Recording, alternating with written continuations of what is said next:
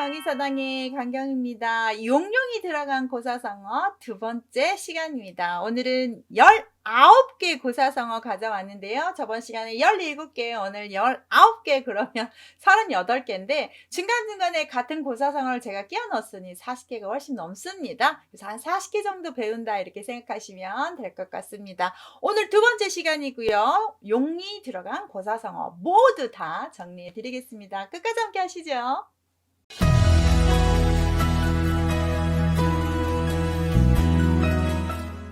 저번 시간에도 말씀드린 것처럼 첫 번째 용이 들어간 고사성어 혹시 안 보신 분 있으면 카드 걸어놓을 테니 한번 보십시오. 2024년 갑진년 청룡회인데 제가 설명해 드렸습니다. 혹시 다시 한번 보시면 우리나라가 이런 연도를 할 때 갑을병정, 무기경신인계, 자축인묘, 진사오미, 천간지지로 하는데요. 갑자라고 하는 천간, 갑을병정, 무기경신, 임계라고 10개를 하는데 5행으로 나눕니다. 목화토금수로 나눕니다. 목화토금수. 그런데 이 목화토금수가 색깔을 상징하는 또 5색입니다. 청색, 붉은색, 황색, 흰색, 흑색인데 갑진년은 갑에 해당되기 때문에 청색입니다. 내년은 뱀띠입니다. 뱀도 청색일 겁니다. 작년에 토끼띠였죠? 흑색이었을 겁니다. 이런 식으로 보시면 되고요.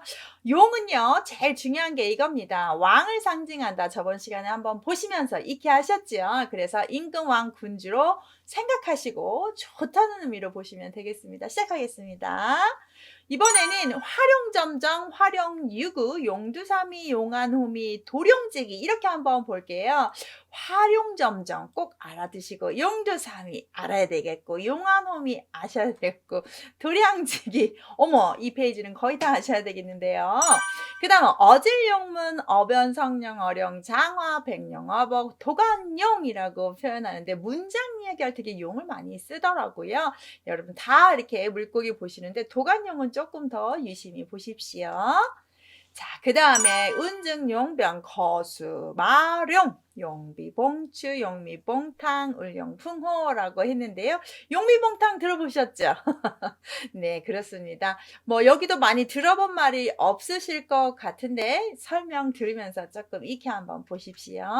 그 다음에 불영숭은 일용일사, 일용일점, 만파식적이라고 표현하는데요. 여러분 이거 정도는 꼭 알아두시면 좋겠습니다. 저번 시간에 제가 영린을 이야기하듯이 용용 없지만 용하고 관련된 고사성어로 마무리할게요. 자, 활용점정부터 시작하겠습니다. 용을 그렸습니다.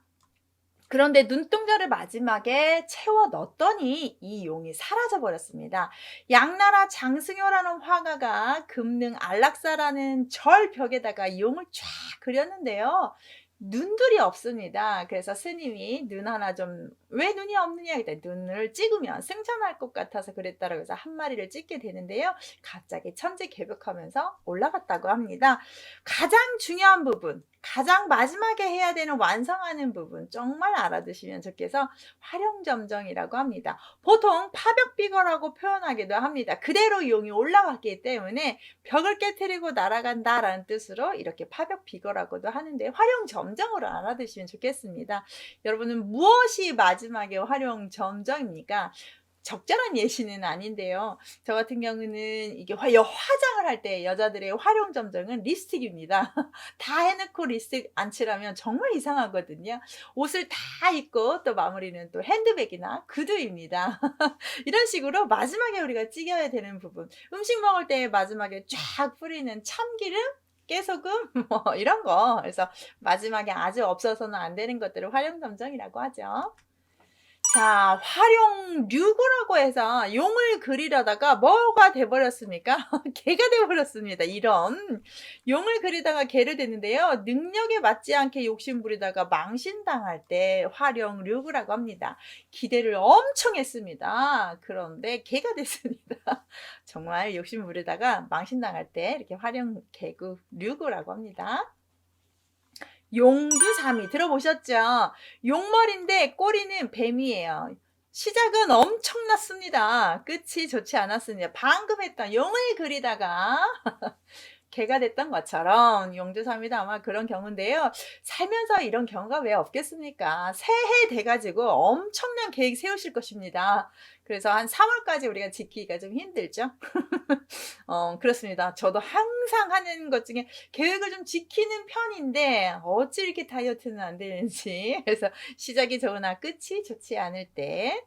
자, 용안입니다. 용안하면 무조건 임금 얼굴입니다.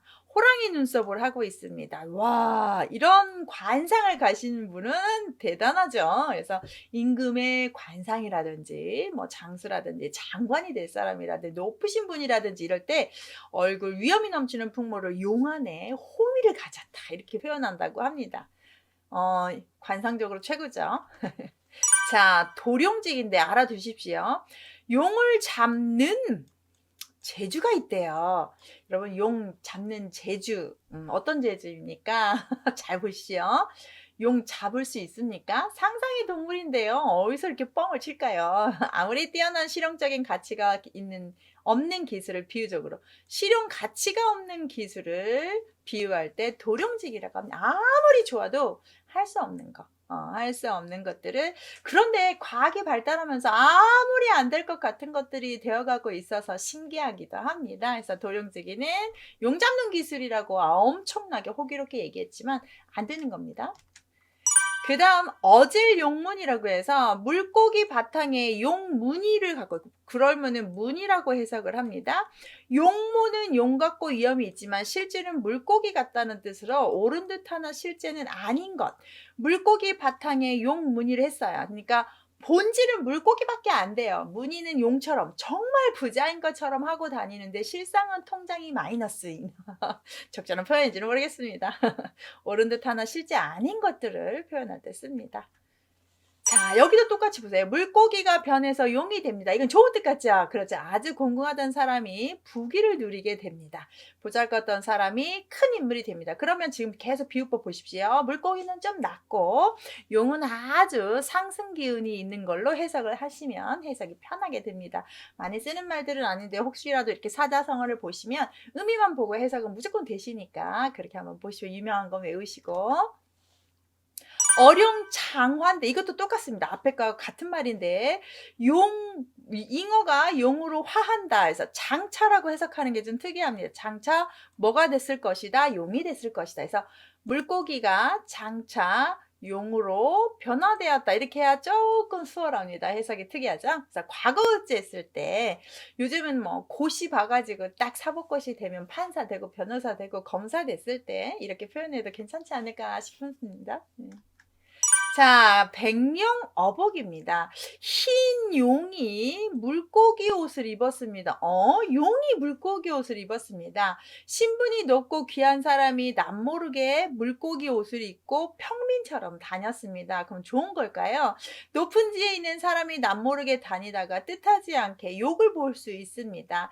신령스러운 흰 용이 물고기로 변하여 다니다가 어부의 그물을 잡혔다는 데서 유래했습니다. 그러니까 흰 용이라고, 용도 아주 성스러운 용인데 흰색입니다. 아주 고귀한 이 높으신 분이 물고기 옷을 입고 다니다가 아주 큰 낭패를 본다거나 안 좋은 일을 겪게 되는 것을 뜻해요. 그래서 여기 보시면 물고기 그물에 잡혔으니 뭐 어김없이 망한 거죠. 그래서 흰 용이 물고기 옷을 입었다는 것은 뭔가 좀 안 좋은 일을 높으신 분이 겪었다는 뜻입니다.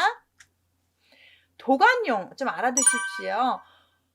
눈이 하나밖에 없는 용입니다. 애꾸는 용인데요. 애꾸눈을 가진 영웅이란 뜻에서 지혜와 덕망이 높은 사람을 비유하는데 애꾸눈 장군이 있었습니다. 중국 희종 때 소금장수 황소가 난을 일으켜서 황소의 난이라고 해서 당나라는 상당히 이 계기로 망하게 되는데요. 그때 당시에 돌궐족 출신 이극용이라는 장수가 있었는데 애꾸눈이었대요. 진짜 눈이 없는 건 아니고 살짝 정말 너무너무 작아서 잘 볼 수 없고 사람들 보기에는 양쪽이 짝짝이면서 약간 눈이 안 보이는 사람처럼 보여서 애꾸눈이라고 했대요. 그래서 맹렬히 싸워서 장안에서 몰아냈답니다. 수도 장안에 못 들어오게. 그래서 대단한 영웅인데요. 그때부터 애꾸눈이 상징이 돼서 애꾸눈 영웅이다. 영웅을 용으로 본 거죠. 그래서 애꾸눈 장군, 애꾸눈 용, 용감한 사람, 영웅 이렇게 고사성어가 됐다고 하네요. 운증용변입니다. 물이 증발하여 구름이 되죠. 구름이 증발해서 이게 물이 증발해서 구름이 됐습니다. 뱀이 변하여 용이 됐습니다. 용으로 변했습니다. 이 말은 영웅호걸이 기회를 얻어서 좋게 됐다는 뜻으로 이렇게 또 용용을 해석을 하네요. 좋게 된 사람, 성공한 사람. 거수마룡인데 특이해요. 한자가 하나도 이렇게 어렵지 않은데요. 수레들은 물 흐르는 물과 같고 말의 움직임이 하늘로 날아오르는 용과 같다라고 해서 수레가 말이 이렇게 움직이는데 수레와 말이 왕래가 많아 매우 떠들썩한 상황인 것처럼 행렬이 아주 성대할 때 옛날에 임금 행차하시면 차 가고 수레 가고 따라다니는 행렬 가잖아요. 그 부분이 물 흐르듯이 아주 잘 되기 때문에 성대한 그런 행렬을 우리가 거수마용이라고 한다고 하네요. 처음 들어보셨을 수도 있겠습니다. 자, 용비봉무예. 보기만 해도 좋죠. 용이 날아다니고 봉황이 춤추면 용도 높은 사람이고 봉황도 높은 사람인데 왜 이렇게 춤을 추고 놀았냐? 산천이 수리하고 맑아서 신령한 기세. 아주 그 용 모양, 호랑이 모양 산새처럼 아주 보기 좋은 경치를 이렇게 용비봉무라고 했다고 합니다. 용미봉탕인데요. 자, 용과 봉황을 맛보고 끓여 먹었습니다. 대단한 거라고 상징하는 것을 먹었으니 진짜 맛있는 음식이겠죠? 그래서 용과 봉황으로 만든 음식을 봤다. 귀한 재료로 만든 것을 먹어봤다. 이렇게 생각하시면 되겠습니다. 무슨 맛일까요? 용이 상상의 동물이고 봉황도 상상의 새인데요. 자, 은용풍호라고 합니다. 구름을 타고 오르는 용과 바람을 타고 다니는 호랑이입니다. 용과 호랑이가 싸우기도 하지만 이렇게 서로 잘 다니기도 합니다. 의기와 기질이 서로 맞기도 합니다. 그래서 대단한 현명한 신화를 얻었음을 뜻할 때도 쓴다고 합니다. 구름을 타고 하늘에 오르는 용과 같이 바람을 타고 달리는 범과 같이 나랑 뭐가 딱 맞는 용과 호랑이가 자기한테 딱 맞는 사람을 만났다 이렇게 생각하시면 돼. 정말로 윗사람들은 신하 잘 만나면 성공하지 않을까요? 전 그렇다고 생각하는데요. 신하도 그런 군주 만나면 너무너무 좋을 것 같고요. 중종과 조광조가 삼 그런 짝이었는데 말년에 그렇게 기묘사화로 목숨을 잃게 돼서 안타까운 역사의 현실이 있는데요. 이런 식으로 신하와 임금의 관계를 운용풍호라고 합니다. 비용승운인데 비슷해요. 방금 용이 구름을 타고 하늘에 오른다라고 했습니다. 구름을 타고 용이 날아다닙니다. 뒤에서부터 하겠네. 구름을 타고 용이 날아다닌다. 용이 때를 만났다는 뜻입니다. 사주 볼 때, 점 볼 때 이런 말 많이 하잖아요. 올해는 아주 날아다니겠다. 기세를 만났다. 승승장구하겠다. 타고 올라가겠다. 여러분도 그런 때였으면 좋겠습니다. 자, 일용일사입니다. 한 마리 용이 있고 한 마리 뱀이 있는데 용과 뱀은 아까 용두사미에도 보다시피 서로 반대예요. 그래서 용이 되어 하늘을 올라가거나 뱀이 되어 연못 속에 빠져 있거나 태평한 시대에 세상에 나와 일을 하고 난세 은가는 재등을 나타내지 아니하고 시대에 잘 순응하여 산다는 것을 용이 되었다가 뱀이 되었다가 했다 이런 뜻입니다. 세상이 좀 좋으면 용이 되어서 조금 참여하고 뱀이 될 때는 세상이 좀 난세면 숨어 있고 그래서 시대에 잘 순응하는 것을 비유할 때 일용일사다라고 하는데 여기서 비슷하게 일용일조라고 한 글이 있습니다. 우리 저번에 한시감상에서 한이의 독서라는 글 등화같이 알려주면서 아들한테 아버지가 쓴 글이 있었죠. 그때 공부 안 하면 용이 되든지 돼지가 되든지 이런 글귀가 있었습니다. 사람의 능력은 배움에 따라 달라진다 해서 한의의 부독서 성남에서 있었습니다. 그렇죠. 용이 되든지 돼지가 되든지 뭔가 크게 달라진다는 데서 배움에서 이렇게 용이라는 표현은 높게 쓰고 있다는 거 참고 한번 하십시오. 자, 만파식조 마지막인데요. 신라 전설상의 필입니다. 만파, 물결이 아주 넓게 파도가 치는데요. 숨쉴씩 피리적입니다. 피리를 계속 이렇게 분다라는 뜻으로 보시면 되는데요. 신라의 신문왕이 아버지가 문무왕입니다. 돌아가시면서 아들을 걱정해서 묘지로 쓰지 않고 동해 바다에 가문사를 지어주고 이 문무왕이 나중에 거기다 유해를 뿌리면 나는 바다용이 될 거다. 그래서 너를 지켜줄 거다라고 했고, 김유신은 죽어서 천신이 되어서 우리 둘이 합심하여 너를 지켜두겠노라 라고 하면서 대나무로 만든 피리를 신문왕한테 떠내를 보내게 했다고 하죠. 그래서 이것을 불면 적병이 다 낫고 나라의 근심도 없어지고 잘 다스려지게 됐다고 해서 신문왕이 나라를 지키기 위해서 이 피리를 자주 불었다고 한다는 삼국유사의 삼국사기에 있는 전설에 만파식적이라는 피리가 있습니다. 여기에서 해룡, 문무왕이 바다의 용이 되었다라는 말로 표현하는 것처럼 이렇게 용의 뜻도 있다는 거 알려드리고 싶었습니다. 용에 관련된 고사성어 40개 정도 배웠습니다. 감사합니다.